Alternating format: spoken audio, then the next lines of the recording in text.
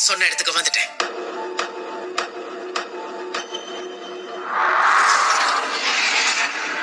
இது கூட அவ்வளவு பயங்கரமா இல்லையே. அப்ப சரி, நான் இப்ப உள்ள போக போறேன். ஏங்கிற ஒண்ணு இல்லங்கிறத நான் உனக்கு ப்ரூவ் பண்றேன். முடிஞ்சா பண்ணி காட்டுறா. நீதான் தைரியமான ஆளாச்சே. ஆக்சுவலா அந்த இடத்துக்குள்ள போனவங்க இது வரைக்கும் வெளியே வந்ததே இல்லையா?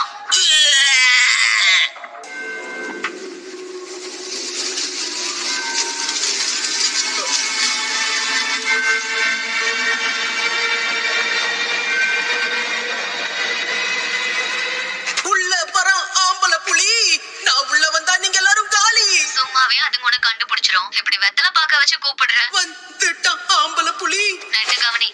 ஆமா, நீ ஏன் அப்பப்ப அதையே சொல்ற? இதுக்கு முன்னாடி நீ பேய்ங்கிறத பாத்திருக்கியா என்ன? இல்லையே. என்னது? ஏதோ பேய் கூட குடும்பம் நடத்துற மாதிரி அவ்வளவு பேசுற. சரி, ஃப்ரீயா விடு. பேய பார்த்த மாதிரி அவ்வளவு சீன் போட்ட. இருந்தாலும் உன்னுடைய குருட்டு நம்பிக்கையை நான் பாராட்டியே ஆகணும்.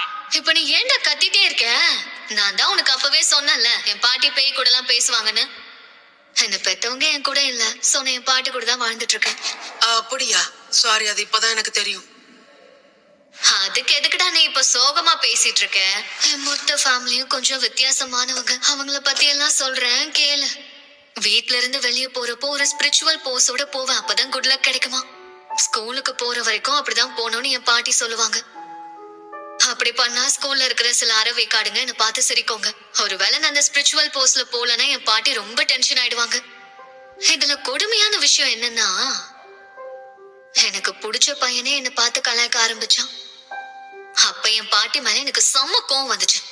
அவங்களாலதான் எனக்கு பிடிச்ச பையன் என்ன வெறுக்கிறான்னு அவங்கள கத்துன. அப்ப அவங்க மனசு கஷ்டப்படும்னு நான் நினைக்கல. அதுக்கப்புறம் கொஞ்ச நாளா நான் என் பாட்டி கிட்ட பேசல. இப்பெல்லாம் அந்த போஸையும் பண்றது இல்ல. உண்மை என்னன்னா, யாராவது என் பாட்டிய பத்தி தப்பா பேசினா அவங்க மண்டிய பொளந்துருவேன். அப்புறம் தான் ஒண்ணு புரிஞ்சுக்கிட்டேன். அன்னைக்கு எனக்கு பிடிச்ச பையன் என்ன கலாய்க்கிறான்னு ஒண்ணு நான் கோவப்படல. அவன் அன்னைக்கு என் பாட்டிய கலாச்சான். அதனாலதான் நான் அன்னைக்கு அவ்வளவு கோவப்பட வேண்டியதா ஆயிடுச்சு.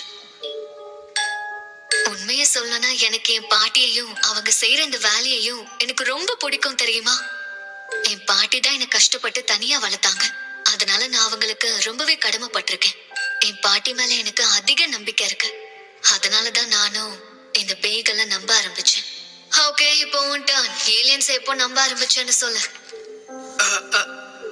அது அத பத்தி இப்ப பேச வேண்டாமே. ஏன் வேணான்ற? பரவாயில்ல, என்னன்னு சொல்லு. நான் ஏன் நம்புறேங்கிறதுக்கு காரணம்னு எதுவும் இல்ல. என்னையே ஏமாத்திர பாத்தியா? ஒக்குள்ட்ட பத்தி வாய்க்கழிய